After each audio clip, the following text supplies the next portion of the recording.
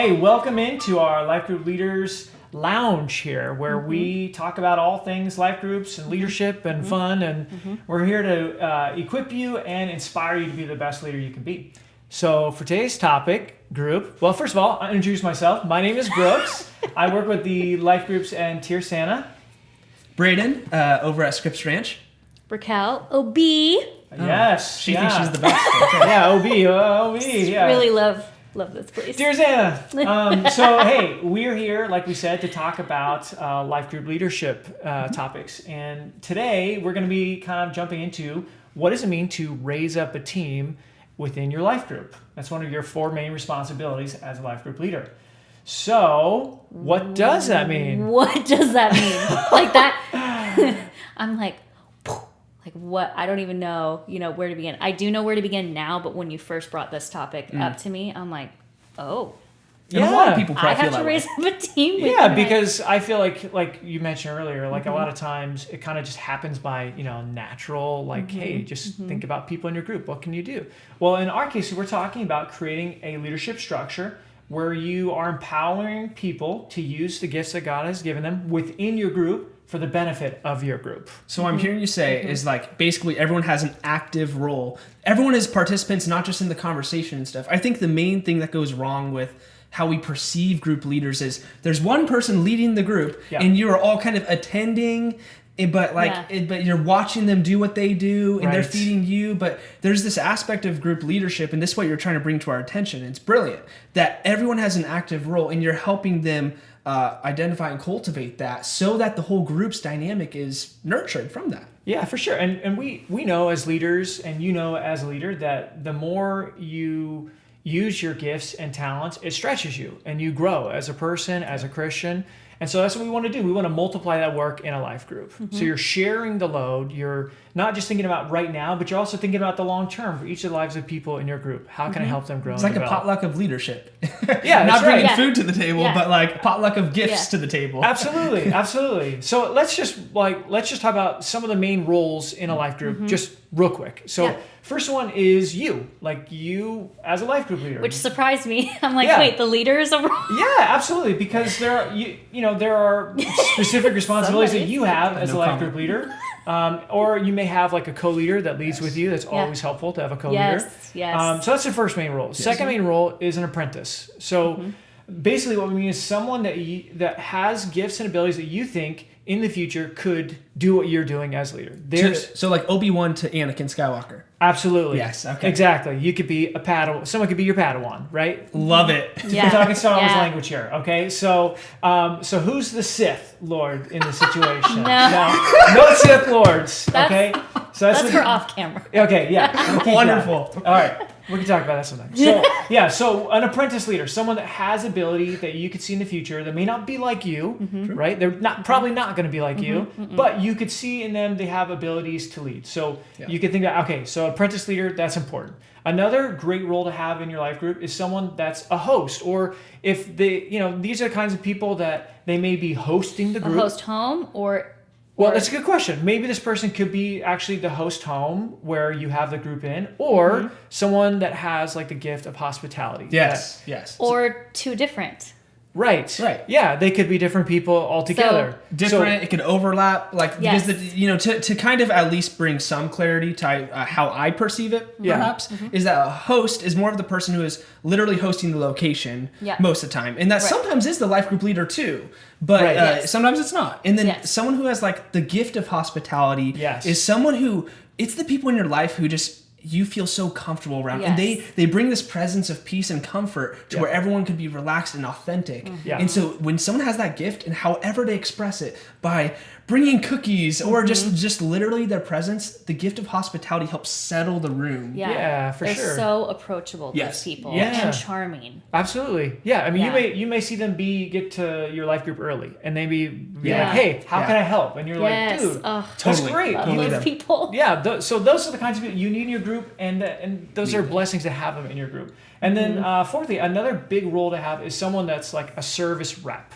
And we're going to talk about that more in the future. What is a service rep supposed to be? But these people have a desire to care for people outside of your group? That's true. That's a good distinction. How can your group serve your community or your neighborhood that semester? That's such a good distinction, and I want to make sure it's hit, because like a lot of us have that heart, more of a pastoral heart, if you will, to take care of one another in our group. This is the person who you're going to hear their comments. Wait, so as we study whatever, how's that going to affect how we're going to go help those outside of our walls? How's that going to affect those who are outside of our walls? When you hear that language, that's your service rep. Absolutely. That's Sweet. so perfect. That is awesome. Yeah, so those are some of the main roles within a life group. And so, Raquel, why don't we do some like just next steps? How do we do practically this? How do we raise up a team? How I kind of wrestled through this after you taught me, okay, this is this is one of my responsibilities as a life group leader. First step is identify. So know the members of your group and identify their strengths and weaknesses. Because sometimes I want to push one of my members into one of their weaknesses to grow that with their knowledge and consent, of course. Yeah, absolutely. Not to make them uncomfortable, but I have a member in my group who says, I get really shy welcoming people, but asked, hey, I would like to be on the hospitality team who welcomes people into church because I want to stretch that in myself. Cool. So as a leader, being able to see that and identify it, and then the next step, hold on, no. Okay, make the ask. Yes. And why it took me, why I couldn't remember is because that one's hard for me as a leader. I don't always want to ask for help. Yeah, for sure. Military wife, I'm like, no. But I used to view it as asking for a favor. But in fact, it's the opposite. You're giving them a gift. Yeah, You're giving them this opportunity to give it away. Give it away. That's one of our values. And when I first heard give it away, I'm like, what are you talking about? Give it away? What? It sounds... It's a gift. You are giving away this gift. Absolutely. You're passing the baton. Absolutely. And so make the ask. Sometimes I have asked knowing of a gift of a member of mine, hey, you're really great at this. What do you think about, helping in this way? Other times, honestly, I needed help. My husband, co-leader, is out of town. I'm like, can you help me send out these texts to remind people when we're meeting? Because I don't remember what day it is. I love that because honestly, because you're sharing the responsibility, so it's not all on your shoulders. Because I mean, as a life group leader, you have your own life going on. You have a lot of stuff you're balancing. You're preparing for this lesson. You're trying to shepherd and care for your group. So if you're able to like multiply yourself or multiply the work of ministry, that's all about raising up leaders. That's all about like thinking beyond just the now, but like how can we multiply this awesome work that's happening? And it comes down to developing a leadership bench, developing leaders in your group. Well, and part of cultivating a great experience, even at a life group, is people having more buy-in. And people have more buy-in when they have a role, and they know that. They get excited to have, that's true. Hey, you know what? People look to me for this gift I bring, and you're calling that out of them. Yeah. It's like how it says in 2 Timothy 1:6. Paul is saying to Timothy, his protege, his pod one, even though they would definitely not say that in the Bible. He says this, 2 Timothy 1:6. For this reason, I remind you, Timothy, to fan into flame the gift of God which is in you through the laying on of my hands. To fan into flame. Oh, see, what we're doing is we're not putting a flame into them. God puts that into them. Yeah. We're helping them bring it out. Yeah. We're giving them the environment to, we're giving them the opportunities to, and we are those people that are facilitating that experience. I think it's like helping people discover what God has put in them, and then helping them cultivate that gift. So they can use it to even a much greater degree of ministry success and blessings for people, for sure. Yeah. So, Raquel, the third thing that they can do to help raise up a team is to... Make me ask. Oh, wait. Oh, no, I forget. Create space. Yes. Create space. Yes. I came up with these, but I don't always remember the exact. Okay, creating the space. That means not literal space. That means creating the space for allowing what to happen. This person isn't necessarily going to do it the way you painted in your mind. And you have to be okay with that. And if I'm, my group is my baby, right? I love this group. And so it's not always easy saying, okay, here, you take this for the evening. It's true. And they're not going to do everything the same way you do it, but there's a beauty in the way that they do it, and God's going to work in different ways. And you, as the leader, have to create that space and be okay with that. Yeah, absolutely. It feels a little bit like a risk at times, right? Like you feel like if I give my... Especially if you have a little like OCD control freak in yourself, like that's where you're going to because no one can do it better than me. As a leader. Exactly. So I love that, Raquel. So you're creating a space for people to do things different than you do, but for them to step up and use their gifts and their talents to really bless other people. Yeah. Because people's leadership capacity can never expand if you don't give it opportunities to. Yeah, that's true. So people need even chances to, I don't want to call it fail, because that's a little harsh for this context of leadership.